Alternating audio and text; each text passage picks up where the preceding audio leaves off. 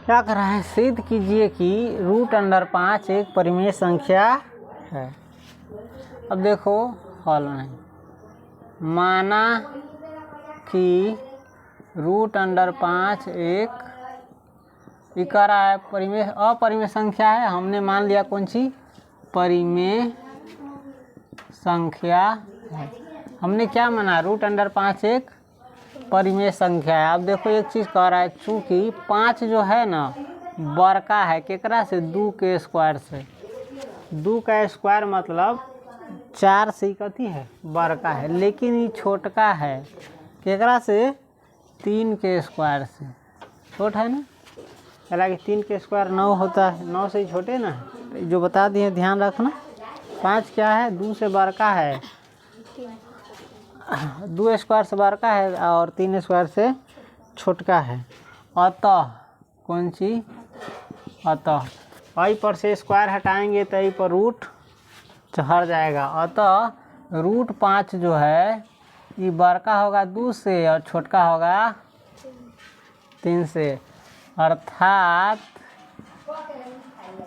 √5 का मान क्या है, 2 और 3 के बीच में है। 2 और 3 के बीच में, और 2 और 3 के बीच में कोई भी पूर्णांक नहीं है, याद रखना, उस पर ध्यान दो। 2 और 3 के बीच में कोई भी पूर्णांक नहीं। 2 और 5 के बीच में है, एगो 3 है एगो 4 है, लेकिन 2 और 3 के बीच में दूसरा कोई पूर्णांक है वे नहीं करे। तो ध्यान रखना, अर्थात क्या है, यह एक पूर्णांक नहीं है, यह एक पूर्णांक नहीं है। कौन पूर्णांक नहीं है, √5। समझ गया।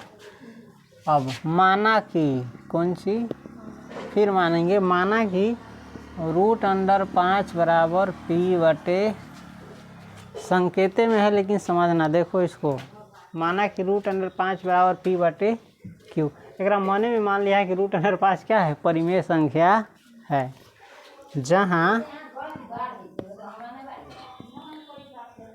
जहाँ p और q क्या है, धन पूर्णांक है। कौन पूर्णांक है,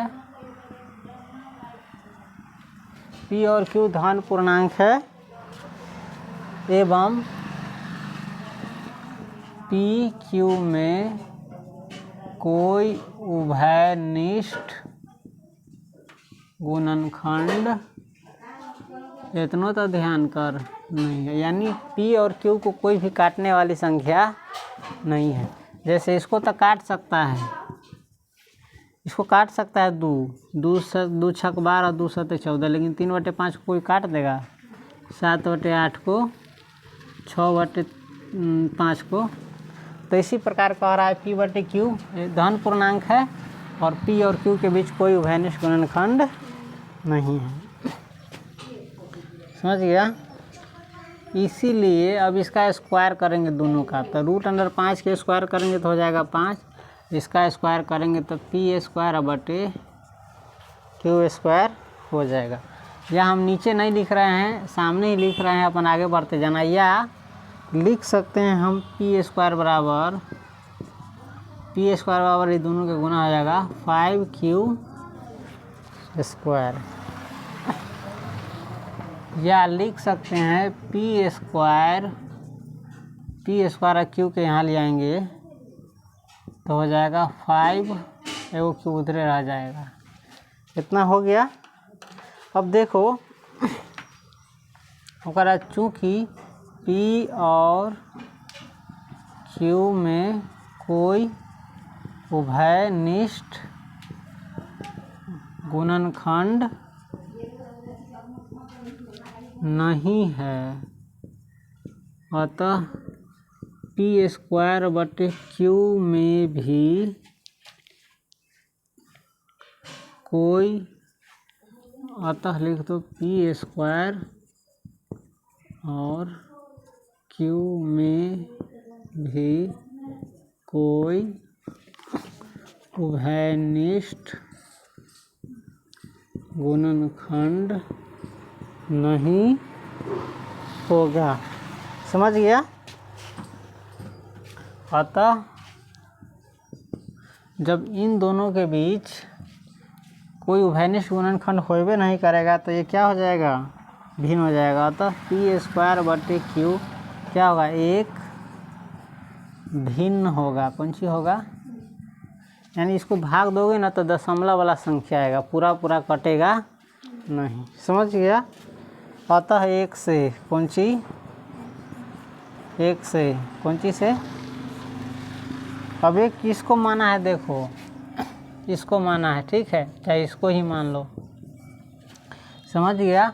ये 5 में क्यू पूर्णांक है ना, तो 5 में किसी पूर्णांक से गुना करेगा तो पूर्णांक आएगा। क्या आएगा, पूरा पूरा संख्या आएगा।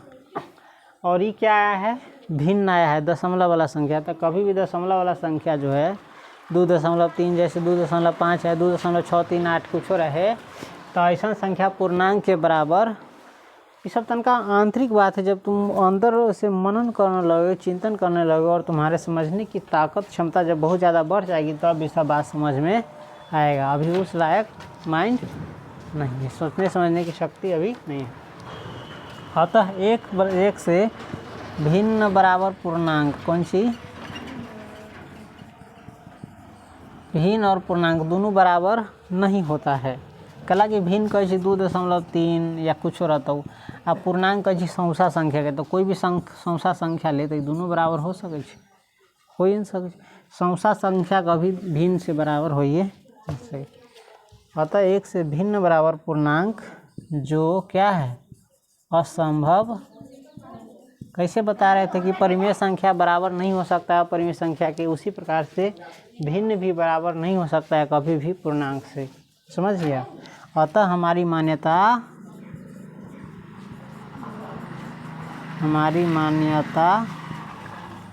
गलत थी, यानी हम जो माने थे √5 एक परिमेय संख्या, ये मान्यता क्या थी, गलत थी। अर्थात √5 एक परिमेय संख्या नहीं है। अर्थात करने का मतलब हमने क्या माना था, अर्थात √5 एक परिमेय संख्या नहीं है के ढलेल भी मान ले रही ना, तो न भेल नहीं है। अतः √5 एक अपरिमेय संख्या है। कौन संख्या है, समझ गया तारो। अब आगे थोड़ा समझना, रूट के अंदर कोई भी अभाज्य संख्या होता हो तो वो अपरिमेय ही हो, दूसरा संख्या हो, लेकिन अभाज्य संख्या के बहुत करटा एकरा। जैसे रूट के अंदर 2 है, ये 2 अभाज्य संख्या है, केला केकरो से कट से 1 से कट जाता है, अपने आप से कट। तो रूट के अंदर में ऐसा संख्या रहता तो अपरिमेय संख्या, जैसे √3 ऐसे अपरिमेय होता हो, 5 ऐसे होता हो, 4 ना होता है, 4 टूट के 2 बन जाए, याद हो, 6 होते, लेकिन यहाँ पर अभाज्य संख्या की बात कर रहे हैं। 7 होगा, रूट के अंदर में 9 रहेगा तो टूट जाएगा, ध्यान है। 3 में 10 फिर नहीं होगा, 11 नहीं होगा, जे संख्या न टूटी थी 2 गो सेम संख्या में चलता है, उतार कर जितना पड़ता है। समझ गया।